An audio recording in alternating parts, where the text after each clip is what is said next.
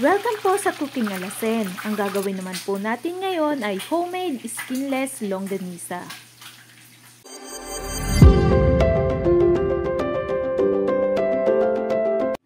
Meron ho ako din ng kalahating kilo ng giniling na baboy.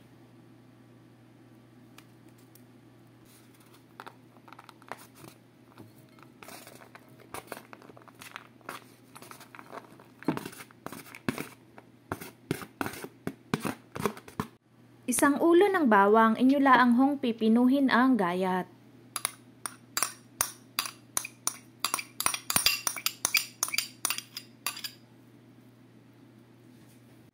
Kalahating tasa ng brown sugar.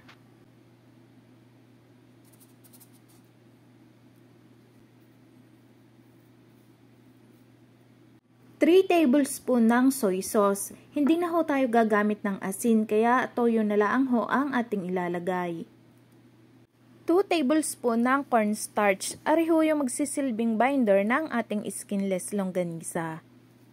Maglalagay din po tayo ng paminta at mga 1 teaspoon ng paprika.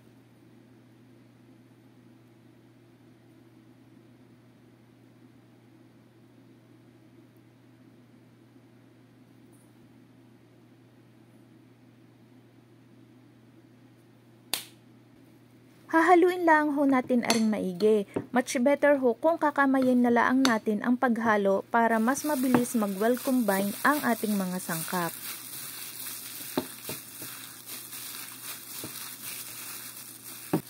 Kapag garina na ho ang kanyang itsura, atin lang ho aring set aside muna ng mga 15 minutes at saka natin babalutin. Gagamit lang ho ako ng cling wrap at 1/4 cup ng ating mixture. Kayo na ho ang bahala kung gaano ho kalaki ang inyong gagawing skinless longganisa.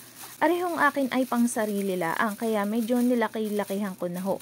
Gumamit ho ako ng 1/4 cup para pantay-pantay ho ang kanyang laki.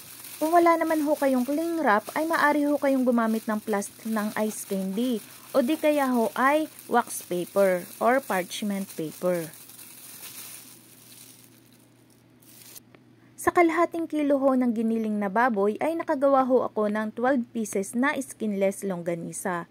Ari naman ho ay malalaki ang aking ginawa, kaya kung medyo liliit-liitan nyo pa, ay di mas marami ho ang inyong magagawa.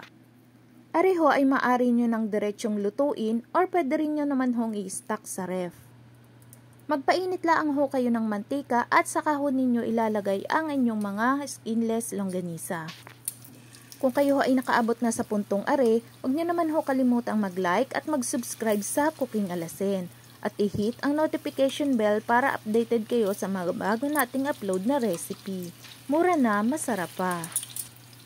Atin laang ho aring iikot-ikutin ng bahagya hanggang sa hindi na ho malambot yung kanyang palibot at saka ho natin siya lalagyan ng tubig para hindi laang ho labas ang maluto sa kanya pati rin ho ang loob.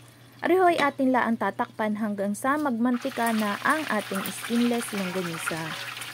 Iikot-ikotin laang ho natin are hanggang sa maluto na.